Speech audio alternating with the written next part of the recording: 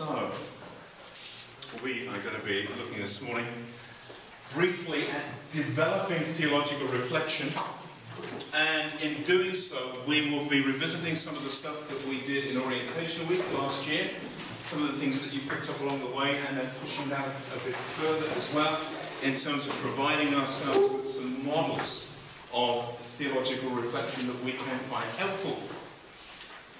At the most basic level, any kind of reflective thinking could qualify as theological reflection. But Johannes van der Ven said in 1998, anyone who dips into the abundance of literature on theological reflection has a hard time suppressing, first of all, a sense of astonishment at so much productivity, but also amazement at so much confusion. This enormous production has not led to a clear insight into the essence and aim of theological reflection, and has actually raised the level of confusion. This is a great place to start. Cardiff University, in a report of 2001, said, most of what is described as theological reflection is philosophically weak, dreadfully naive, and in some cases positively dangerous. Many clergy are not able to reflect and have a sense that theology might influence actions. That is a terrible indictment. So, in applied theology, which is the context out of which we're talking this morning, theological reflection usually refers to a structured dialogue flowing out of a specific context or experience and interacting with various theological resources with a view to informing future action. This is important. It has its roots in our experience of what we do. Because it flows out of a specific context, a particular incident, a quandary that presents itself in ministry. It is a structured dialogue to make sure that we don't make shortcuts, we don't lapse into prejudice. It's a disciplined way of thinking that organises our interaction with an issue with a view to informing our action, because ultimately this isn't so much hot air. This is not about talking for the sake of talking. This is about exploring an issue with a view that what we've thought about can influence how we act and can help us in our decision making and our responses. Yeah. Will they stay on the system? They should be on the website even now. Yeah. Yeah, and as with the other modules I'm doing at the moment, on the Friday before the session, I'm posting onto the online resources page what we're doing, and I'm posting two versions. The first is a notes print-off from PowerPoint with 3 slides to a page, and the opportunity with some lines next to it to write them actually familiar with the format.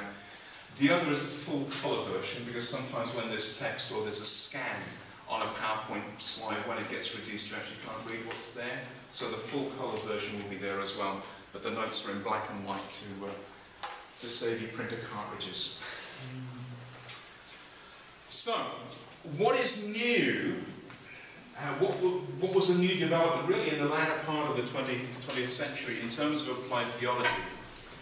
Was using context as a starting place for theology. Historically, as evangelicals or charismatics or Pentecostals, we would start with Scripture.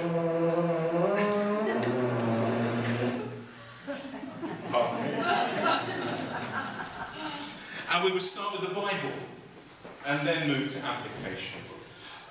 Another tradition, I will just speak loudly, is to start with doctrine to explore issues. But in the latter part of the 20th century, and particularly gaining traction in Western theology from the 1970s, was the understanding of starting with context as the beginning part, or the beginning point for theological reflection. This was under the influence of liberation theology out of Latin America, particularly the work of Segundo or Boff or Bonino, Gutierrez, and others, a way of thinking about theology that actually began in many cases in the base communities of Latin American cities, with the urban poor reflecting on their context of what has Scripture, what has Christian theology to say to our condition and our circumstances, and how we might respond. Out of this, then, it is directly an application of contextualization or enculturation. You might have heard those before. Sometimes this method of doing theology is referred to as the hermeneutical circle or the pastoral cycle. And there are a number of examples of it. Historically, here at college, we've used the 4 A's model of theological reflection. This has its origins at a time when the pastoral studies tutor at college was a guy called Bill Allen, who had previously been an industrial chaplain with the Teesside Industrial Mission. And the 4 A's model, you okay with this? We can persevere. The 4 A's models arose out of their chaplaincy. You can see why it's called a cycle, because it goes around in a circle. But it starts with the anecdote, which is the story or experience that you want to reflect on. And so the first part of the reflection is to tell the story, to recount the anecdote. The second part is the analysis, where having sat down with the story, you say, well, actually, these are the issues that emerge out of this situation that we need to address. So it's bringing some clarity of thinking to identifying what within the situation is addressing us and causing us to want to think further.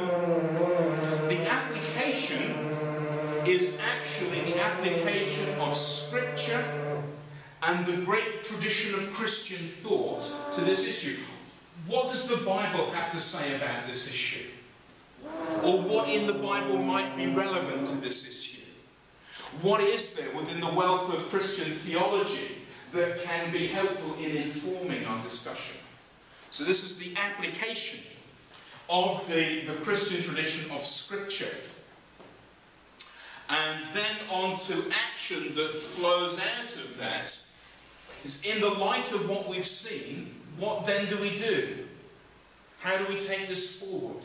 How does it relate to our strategy, our plan, our program of dealing with the situation that's presently presenting itself to us?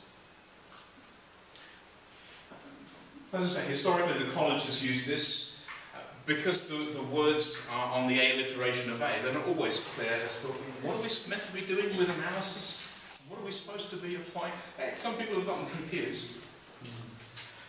It's true to say as well, when we begin to reflect, particularly as we do it in a discussion, we tend to find ourselves jumping about a little bit as we progress around the circle.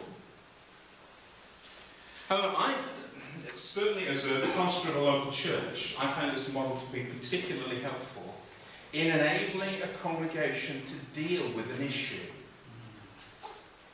Because actually, mostly when we present an anecdote story, people know exactly what action they want to happen.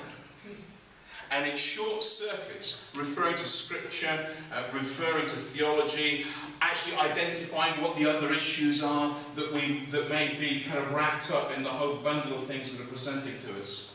So both in church meetings and in teaching sessions, I've actually used this model within a congregation to help us properly address an issue that was facing us as a congregation. And as a way of enabling people to engage with Scripture and theology before jumping to a conclusion. Incredibly helpful. But in doing so, I realised that the 4 A's was really confusing to people. So I just kind of nicked the idea and turned it into what I call the what model.